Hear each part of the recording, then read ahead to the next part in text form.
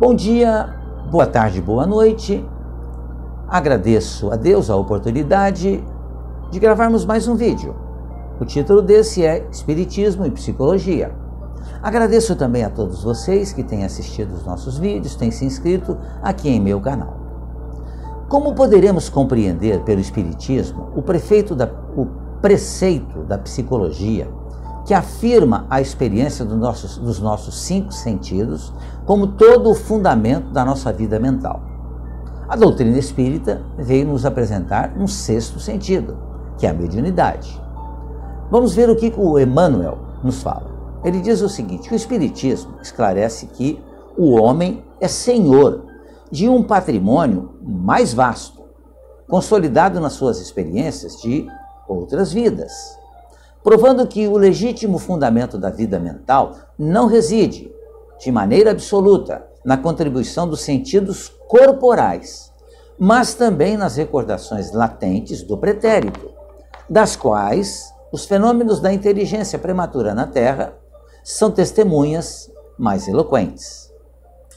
Estabelecendo a psicologia do mundo como sede da memória, do julgamento e da imaginação, as partes do cérebro humano, cujas funções não são ainda devidamente conhecidas pela ciência, retardam, neste caso, a solução de um problema que só pode ser satisfeito pelos conhecimentos espirituais? A resposta: distante das cogitações de ordem divina, ainda, a psicologia terrestre efetua essa procrastinação até que consiga atingir o profundo estuário da verdade integral.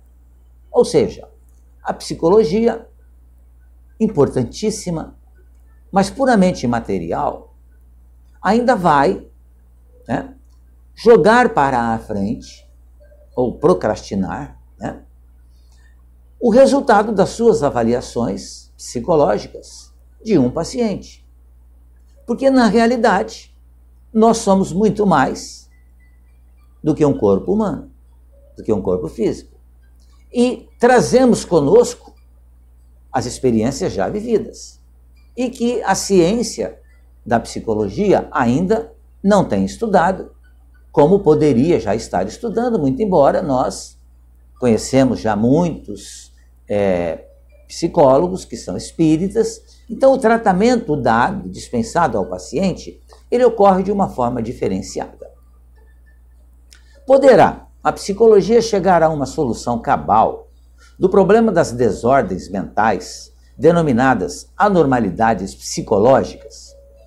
Movimentando tão somente os materiais da ciência humana, a psicologia não atingirá esse objetivo, conservando-se no terreno das definições e dos estudos distantes da causa.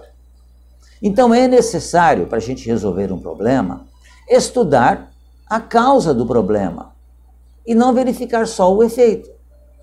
E é o que ocorre quase sempre conosco aqui, como espíritos encarnados. Nós combatemos quase sempre o efeito. Então, se eu tenho um problema físico, uma dor, eu tomo um analgésico, por exemplo, e combato o efeito. Mas a causa daquela dor, ela não foi combatida e ela precisa ser conhecida. Os problemas psicológicos, eles precisam ser trabalhados exatamente com a causa que levou aos problemas psicológicos que surgem no corpo físico. E essa causa está onde? No espírito. E esse precisa, naturalmente, ser trabalhado, ser educado. Então é necessário que a psicologia chegue nesse ponto, e vai chegar, naturalmente. Os conhecimentos do mundo, continuando a resposta, porém, caminham para a evolução dessa ciência, ou seja, a psicologia, à luz do espiritismo. Quando, então, seus investigadores poderão alcançar as soluções de forma precisa.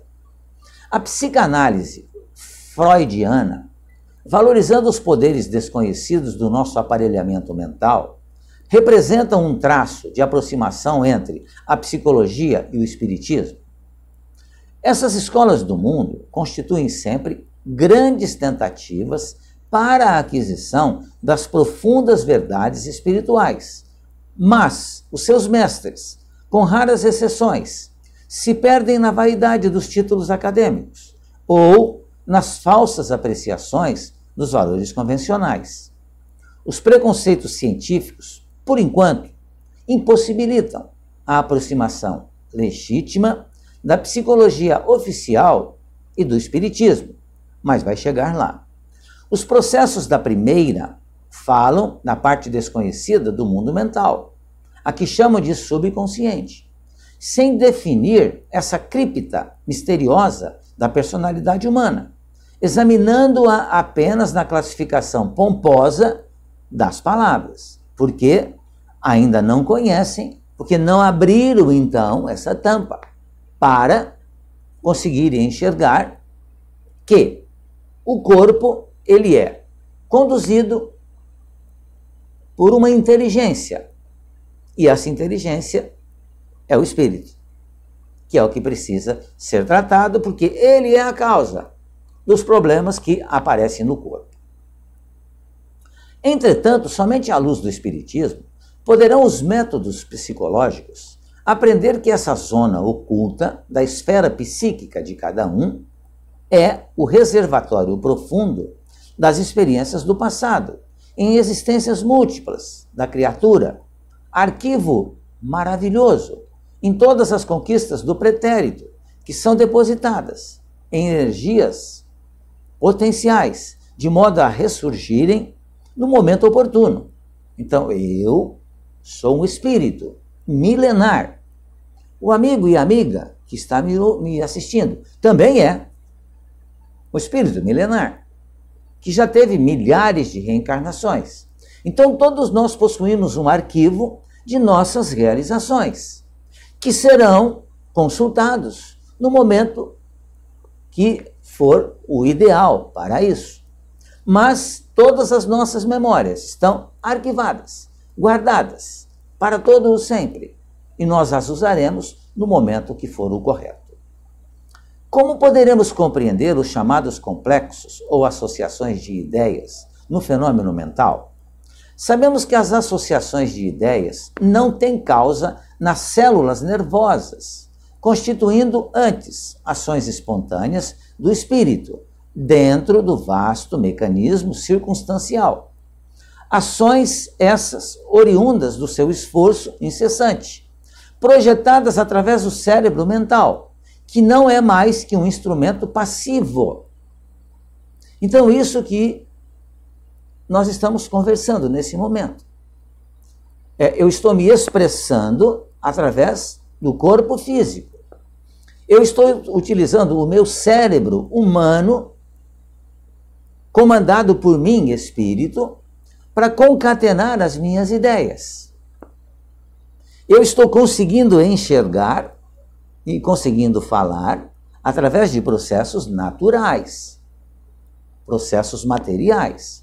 Mas a capacidade de pensar, a capacidade de refletir, essa não está, como diz o Emmanuel aqui, nas células nervosas, mas está sim no comandante dessas células nervosas, que é o espírito.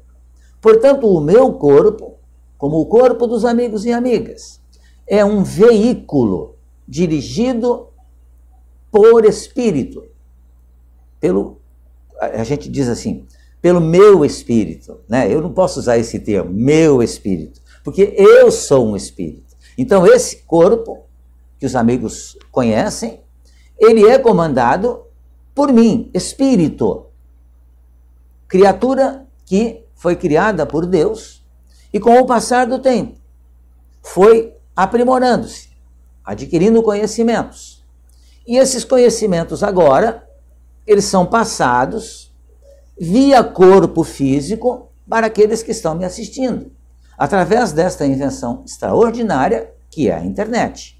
Mas aquilo que eu falo, muito embora a voz seja material, mas há um comando para que eu diga alguma coisa. E esse comando é feito por mim, espírito. Ou seja, o assunto é complexo. Já perceberam os amigos? Daí a necessidade de estudarmos um pouco mais ainda.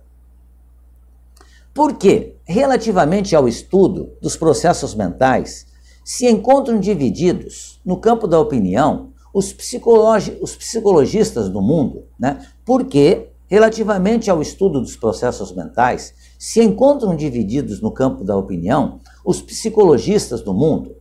Os psicologistas ou psicólogos humanos que se encontram ainda distantes das verdades espirituais, divide-se tão somente pelas manifestações do personalismo dentro de suas escolas, mesmo porque, analisando apenas os efeitos, não investigam as causas.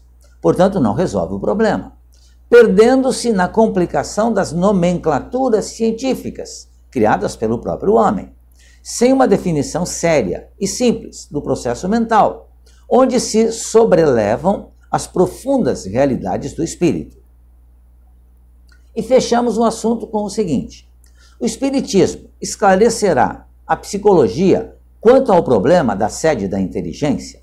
Responde o Espírito Emmanuel: somente com a cooperação do espiritismo poderá a ciência psicológica definir a sede da inteligência humana, não nos complexos nervosos ou glandulares do corpo perecível, mas sim no espírito imortal, que é o que nós somos.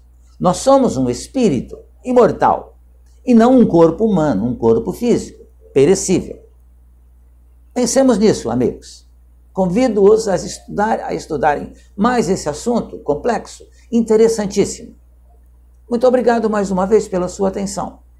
Fiquem bem, fiquem em paz.